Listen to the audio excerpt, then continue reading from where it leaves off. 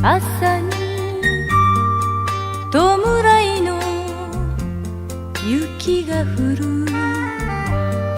はぐれ犬の遠吠え、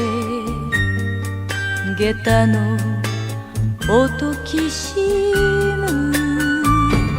因果な重さ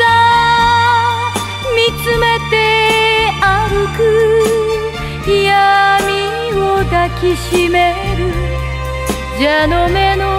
傘ひとつ、命の道を行く女、涙はとに捨てました。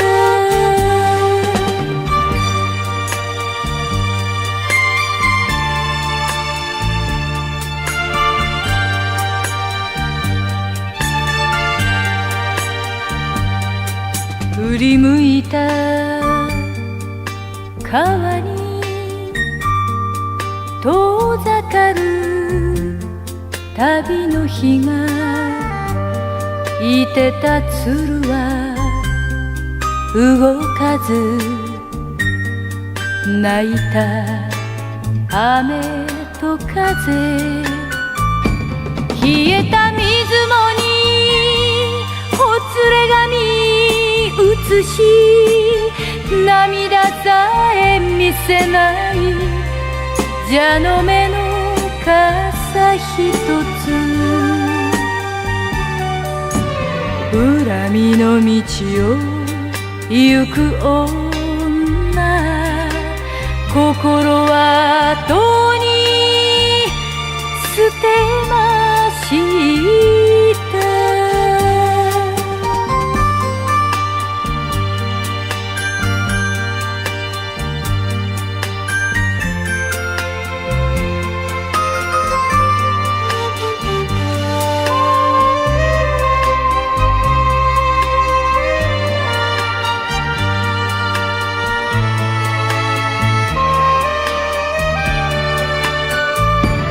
義理も情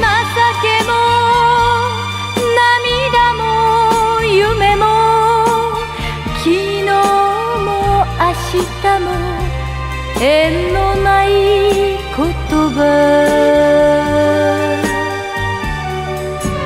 恨みの川に身を委ね、女はとに捨てました。